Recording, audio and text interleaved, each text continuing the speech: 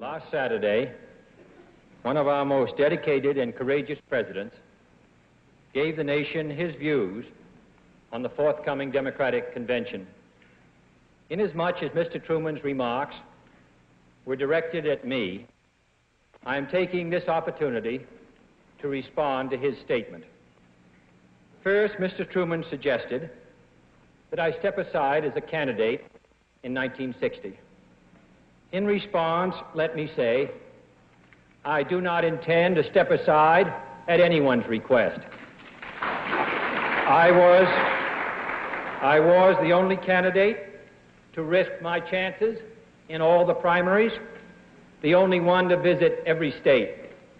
I have encountered and survived every kind of hazard and opposition, and I do not intend to withdraw my name now on the eve of the convention. Secondly, Mr. Truman asserted that the convention would be controlled or prearranged. In response, let me say, to the extent that I have anything to do with it, it will be an open convention.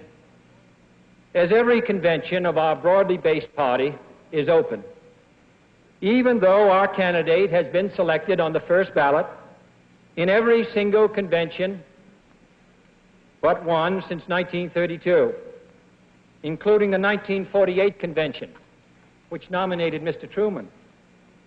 To me, an open convention means one reflecting the free will of delegates, freely elected in contested primaries and in state conventions. But based on my observations of him in 1952 and in 1956 and last Saturday, Mr. Truman regards an open convention as one which studies all the candidates, reviews their records, and then takes his advice. Nevertheless, I share his hope that our convention will consider all prospective nominees, including all those he named and some he did not name.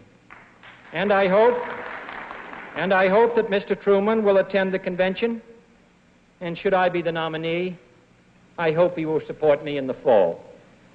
Third, Mr. Truman accused my supporters of using improper pressure on the delegates. Not one concrete example has ever been named. I do not want any votes that have been pressured. And the facts of the matter are that my votes come from the primaries, where I entered all that were open, and from rank and file Democrats who voted for me in state conventions. The prospective candidates Mr. Truman named could have entered those primaries.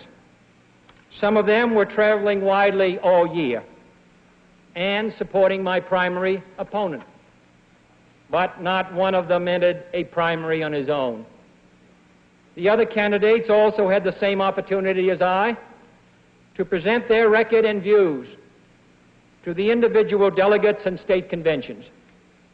Many of them have already been properly sized up, to use Mr. Truman's words, and they have their own backers who are not, I am told, without influence and the opportunity to pressure delegates.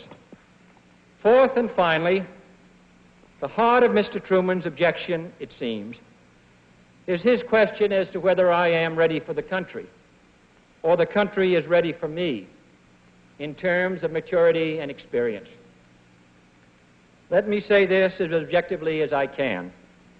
I did not undertake lightly to seek the presidency. It is not a prize or a normal object of ambition.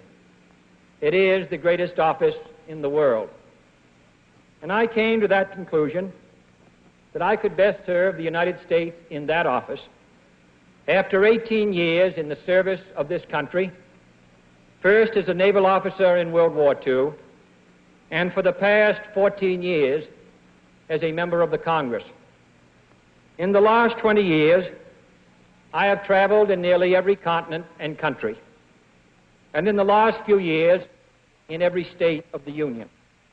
More than any other active candidate, more than any active contender now or in history, to the best of my knowledge. My writings, addresses, and activities in foreign and domestic affairs speak for themselves. And I am willing to let our party and nation be the judge of my experience and ability. But this much ought to be understood. If we are to establish a test for the presidency, whereby 14 years in major elective office is insufficient experience, then all but 3 of the 10 possibilities mentioned by Mr. Truman last Saturday must be ruled out. All but a handful of our presidents, since the very founding of this nation, should be ruled out. And every president elevated to that office in the 20th century should have been ruled out, including the 3 great Democratic presidents, Woodrow Wilson, Franklin Roosevelt, and Harry Truman himself.